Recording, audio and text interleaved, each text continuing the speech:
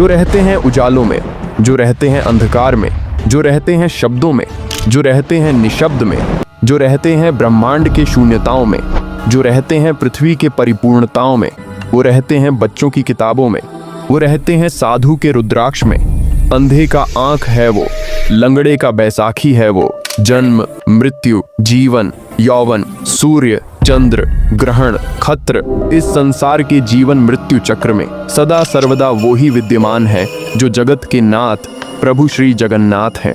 दोस्तों, ओडिशा अपने जगन्नाथ मंदिर को लेकर पूरी दुनिया में प्रसिद्ध है।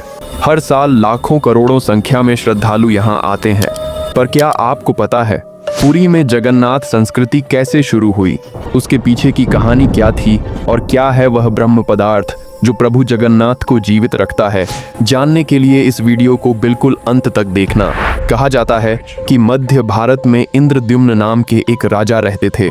उनकी राजधानी का नाम था अवंती और वे भगवान विष्णु के बहुत बड़े भक्त थे और हमेशा भगवान विष्णु के दर्शन के लिए इच्छुक रहते थे। एक बार एक ऋषि मुनि घूमते हुए उनके महल में आए और कहने लगे, राजन, ओडिशा में भगवान विष्णु के भव्य रूप नील माधव की पूजा की जाती है, लेकिन वह स्थान ओडिशा के किस हिस्से में है यह आपको पता लगाना पड़ेगा। ये बात सुनते ही राजा इंद्रद्युम्न अत्यंत आनंदित हो गए और तुरंत महल के मुख्य पुजारी के भाई विद्यापति को आदेश दिया कि वे ओडिशा जाकर नील माधव की खोज करें। राजा के आदेशानुसार विद्यापति ओडिशा भ्रमण करने निकल पड़े।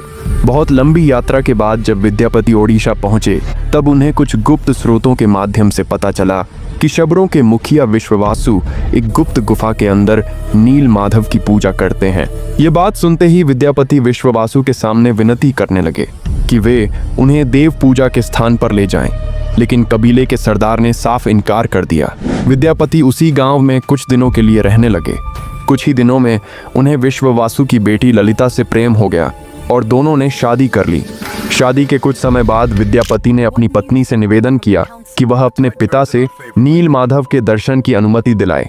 बेटी की जिद को देखकर आखिर विश्ववासु मान गए, लेकिन एक शर्त पर कि विद्यापति की आंखों पर पट्टी बांध दी जाएगी। परंतु विद्यापति बड़े ही चतुर थे।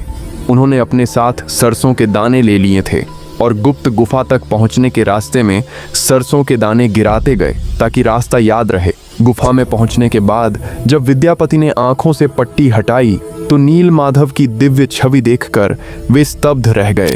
गुप्त गुफा से लौटकर विद्यापति ने राजा को सब कुछ बताया। राजा भी अपने प्रिय भगवान के दर्शन के लिए तुरंत निकल पड़े। लेकिन जब राजा इंद्रद्युम्न विद्यापति के साथ उस गुफा में पहुंचे तो वहां कुछ भी नहीं था। नील माधव अंतर्ध्यान हो चुके थे। राजा निराश होकर महल लौट आए, पर उसी रात उन्हें स्वप्न में देवलोक से संदेश मिला कि वे पुरी जाएं और सागर में तैरते हुए लकड़ी के तने को बाहर निकालें। राजा ने इस संदेश का पालन किया और सचमुच पुरी के समुद्र तट पर एक लकड़ी का तना तैरता हुआ दिखाई दिया। लेकिन राजा के सेवकों और सैनिकों की लाख कोशिशों के बाद भी कोई भी उस लकड़ी को उठा नहीं पाया। अंततः कबीले के सरदार विश्ववासु की सहायता से उस लकड़ी को महल में लाया गया, परंतु उस लकड़ी से कोई भी कारीगर नील माधव की मूर्ति नहीं बना पा रहा था। कहते हैं जब यह कार्य असंभव लगने लगा तब देवताओं के शिल्पी विश्वकर्मा एक बूढ़े बढ़ई के रूप में प्रकट हुए। उन्होंने राजा से कहा, मैं मूर्ति निर्माण कर सकता हूँ, परंतु एक शर्त पर। मैं भगवान विष्णु की मूर्ति 21 दिनों में बनाऊंगा और अकेले ही काम करूंगा। कोई भी मेरे काम में बाधा नहीं डालेगा। राजा ने यह शर्त मान ली। लोगों को केवल आरी, छैनी और हथौड़ी की आवाजें सुनाई देती थीं। लेकिन 15 दिन बाद जब रानी को कोई आवाज नहीं सुनाई दी तो वे घबरा गईं। उन्हें लगा कि बूढ़ा कारीगर शायद भूख प्यास से मर गया होगा। इसलिए रानी गुंडिचा ने दरवाजा खोलने के लिए राजा से जिद की। आखिर में दरवाजा खोला गया। राजा ने देखा वह बूढ़ा कारीगर गायब था और पीछे अधूरी बनी 3 मूर्तियां छोड़ गया था। प्रभु जगन्नाथ, बड़े भाई बलभद्र और छोटी बहन सुभद्रा, जो कि आज पुरी में पूजे जाते हैं, आज भी प्रभु जगन्नाथ के हाथ अधूरे हैं, जिसका कारण यही बताया जाता है। कहते हैं द्वापर युग में कृष्ण की लीला एक शब्र के हाथों समाप्त हुई थी और कलयुग में नील माधव की यात्रा भी एक शब्र विश्ववासु के हाथों ही शुरू हुई।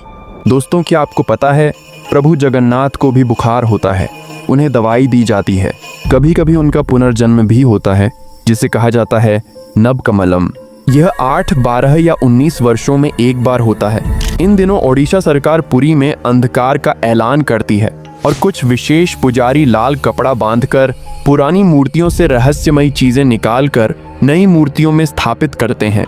उसी वस्तु को ब्रह्म पदार्थ कहा जाता है। ब्रह्म जो जीवन का प्रमाण देता है। जैसे हर मनुष्य के शरीर में आत्मा होती है, वैसे ही प्रभु जगन्नाथ के शरीर में ब्रह्म या परमात्मा निवास करते हैं। यही कारण है कि प्रभु जगन्नाथ दुनिया के एकमात्र जीवित ठाकुर माने जाते हैं। वे भक्तों की पुकार सुनते हैं, समझते हैं और इच्छाएं भी पूरी करते हैं। ब्रह्म को लेकर हमेशा विवाद रहे हैं। भक्त हों या संत, खोजकर्ता हों या शोधकर्ता, हर कोई इसकी सच्चाई जानना चाहता है, लेकिन आज तक कोई नहीं जान पाया कि वास्तव में ब्रह्म है क्या।